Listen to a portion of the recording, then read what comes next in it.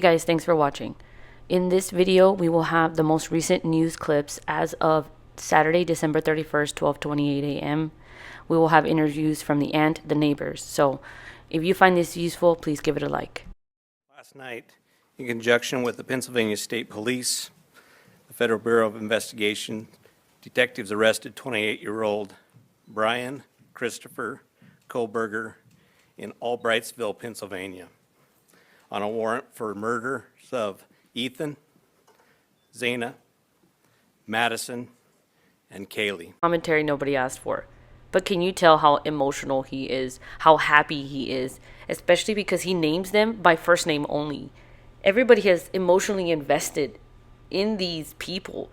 And it blows me away how much this meant to them, how happy they were, how just relieved that they finally have answers. And again, I'm going to point out, because I'm always going to think about Kylie no matter what happens ever now for the rest of my life. I want you to just notice how these people act and compare it to the situation with Kylie. I want to personally thank these agencies for their assistance in this case. Kohberger resides in Pullman, Washington, and is a graduate student at Washington State University.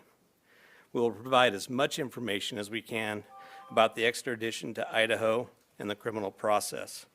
However, due to Idaho state law, we are limited in what information we can release today until Kohberger has his initial appearance in Idaho court. You know what? They need to keep all the information to themselves. Don't tell us anything. Because when this goes to court, it needs to be airtight. There cannot be any holes in this. Because this person needs to pay for the deaths and the pain of 4 people and 4 families. So don't tell us anything. Please do not tell us anything. I want to express my appreciation to our local community, the people of Idaho, and those throughout our nation who provided information to help us investigate these murders has been very impressive. So this is how the community should act. This is what a community does do. The community helps find answers. The community helped look for that white Hyundai Elantra. That Hyundai Elantra had a big part in how this case was solved. So again, thinking about Kylie, that's what a community should do, not shut their mouths. Do you guys see now why people who talk about Kylie and the situation are bothered? Because compared to this, do you see the differences now? We've received over 19,000 tips, and we've conducted over 300 interviews. To recap this case, on the evening of November 12th, Kaylee and Madison arrived home at about 1:56 a.m. after visiting a local bar and street food vendor. Ethan and Zana were at the Sigma Chi house before arriving home around 1:45 a.m. The 2 surviving roommates had also been in the community but returned around 1 a.m. How do you think they know these details? How do you think they know these specific times? Because they looked at phone records. They looked at surveillance video. They shared it with the public. Look at the video we had of that corner club, whatever. And then think about Kylie. Think about that Kylie case. We have one picture from one gas station, and that is it. To this day, that is all we have. Do you see the difference now between how law enforcement agencies handle things? I am extremely happy that this law enforcement, that this community did what they were supposed to do. They did it right. And now I hope that you see how Kylie's community, Truckee, failed. I hope you see that they're hiding things. I don't have to write it down for you. You're seeing it happen in real life. Look at the difference. On the morning of November 13th, a 911 call was made at 11:58 a.m. reporting an unconscious person at the residence. The call came from inside the home from one of the surviving roommates' cell phones. Moscow police responded and found 2 victims on the 2nd floor and 2 victims on the 3rd floor. On November 17th, autopsies were conducted and the Latah County coroner confirmed the identity of the 4 victims. The cause and manner of death was homicide by stabbing. Some had defensive wounds, and each had been stabbed multiple times. These murders have shaken our community, and no arrest will ever bring back these young students. However, we do believe justice will be found through the criminal process. This was a very complex and extensive case. We had developed a clear picture over time, and we stand assured that the work is not done. But be assured the work is not done. This is just started. I had faith that this law enforcement, that this community was going to find answers. I don't know what it was, but just the way that they addressed the community, the way they addressed the news, how they handled it. I really can't pinpoint it for you, but just my gut told me that they were going to find this person. And I don't know, maybe it's because I've been stuck with Kylie for so long, but that's what upsets me about the Kylie case, because this is how investigations are handled. And with Kylie, it was just so different. And you just have to wonder why, right? We already know that there's just something weird going on there, but we're still allowing it to be that way. So, quoting somebody that I look up to, Ms. Shen, pressure, burst, pipes. Since November, we have remained laser focused on pursuing every lead in our pursuit of justice for the victims and their families. Okay, so Nick, AAA guy, says, hey, I saw Kylie on Saturday, and he was ignored. Nick says the detective told him that was his best lead yet. And this is where we are now. Whether you believe the story or not, whether Nick is lying or not, he's claiming he spoke to investigators. And so what was done with that? Nothing. I recognize the frustration with the lack of information that's been released. However, providing any details in this criminal investigation might have tainted the upcoming criminal prosecution or alerted the suspect of our progress. And yes, that's usually the case.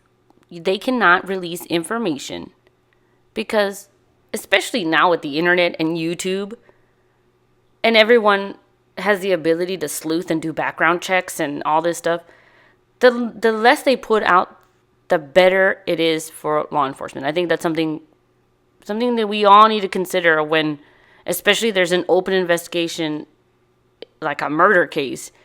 You know what? Sometimes it's okay to step back and just watch it happen. So again, just something to consider. But I'm gonna stop my commentary here, but I did want to speak on those things. I didn't mean for it to become a Kylie and Idaho 4, but that's what my brain does. That's how I think. That's why I feel the way I do about Kylie. I think it's important that when you're looking from one case to another to compare this is how you form your own opinions. But anyway, after this, now that my commentary is over, I'm going to just give you specific clips of people that lived near this Bryan person, and statements from the aunt, etc. So use this content as you will. I hope it is helpful and is the most recent information that I found myself, again, Saturday, December the 31st. One thing that was confirmed by Moscow Police Chief James Bryan, as we just told you, Bryan Kohberger had been a teacher's assistant and graduate student in the criminology program at Washington State in Pullman. Law enforcement was seen on campus at WSU going through that office we talked about and at the nearby campus apartments looking there. Officers who I've known for 15 years before this incident, just a sense of relief. Again, this is the journalism teacher of the same school where Bryan was a TA at. Today is a good day. That was from Police Captain Roger Lanier with Moscow. He just goes, today is a good day. And you could just see that relief, community-wide, law enforcement, everybody around here. Matt Lovelace is a journalism professor at the Murrow School at Washington State University. He has navigated being a journalism professor in the midst of incredible tragedy while also reporting himself. Lovelace captured these shots of police on campus at Wazoo earlier, where they searched an office connected to the suspect, Bryan Kohberger. Well, when the news broke that it was a WSU graduate student, certainly that sent a little bit of a personal shock to me. First thing I did was I came up to campus and I went there. He's got an office in Wilson Short Hall, and that building is closed down. Now, some context for that, we're at reduced operations for this week. And so just because of the holidays, most buildings are closed. I'm in the Murrow building right now. The doors are unlocked. So generally speaking, we can still get inside. They have that locked down. But just thinking about the fact that he, just a few hundred yards away from where I'm sitting talking to you now, this is my office, talking to people who work on campus, fellow faculty members, just the thought that he could have been here even before this happened. And certainly the unanswered question, which I posed right at the end of the press conference, is, did he come back to school? He was a graduate student. And, I'm not passing on any reports. I don't know for sure, but we want to know, did he come back to class? Did he finish out the semester? Was he here locally? That's sort of like a lingering, I don't know, call it eerie feeling among all of us who teach here. And who knows, walked by him, what groups was he a part of here in town? Social groups. Did I play next to him, having a drink at Rico's? All those little things that sort of infiltrate your brain when you worked in the same place as the guy. After 7 weeks of internet sleuths going nuts about who's here and who did what, that has been a shocking revelation for today, even though it's not entirely impossible. This is one of the largest employers in the Palouse, and so stands a reason that he could have been here. But yeah, it's just wild to think about. Unscripted, in my opinion, moment. I just want to tell you what my brain is doing.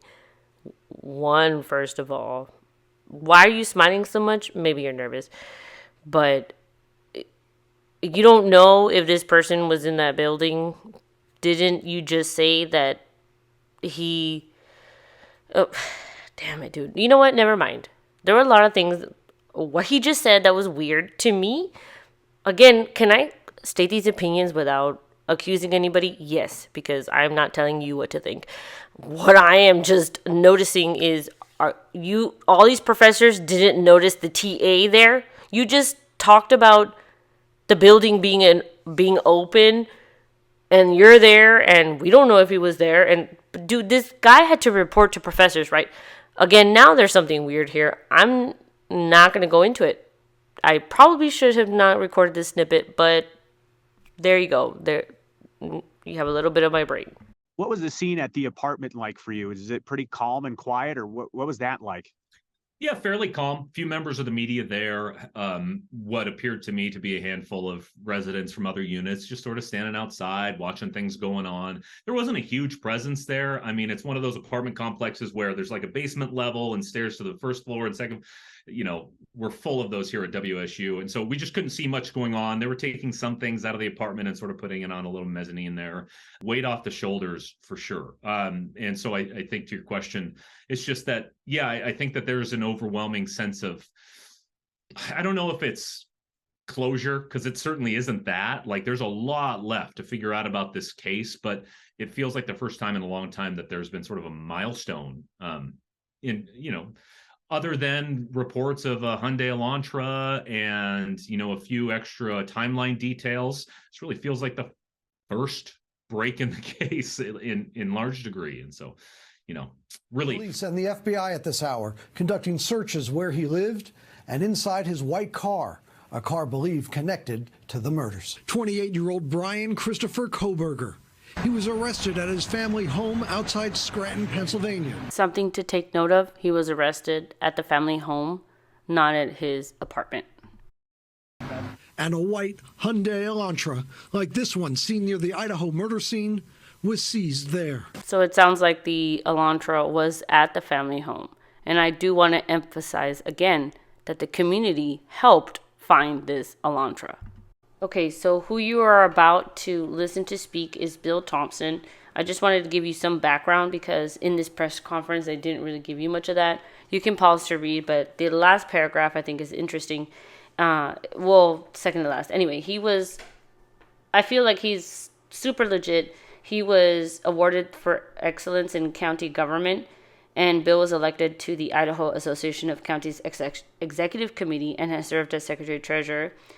in addition to overseeing both the criminal prosecution and civil legal functions of the Latah County Prosecutor's Office, Bill has assisted other jurisdictions as a special prosecutor and regularly provides training and advice to elected officials, law enforcement, and other prosecutors on a variety of topics, including ethics, new statutes and case law, trial and investigation skills, interagency cooperation, and risk management. So this person, I feel like, really was the glue to one agency to another, and I believe that he's basically he is the person that is going to, how do I say it? Like, he is, in my opinion, this ethics person.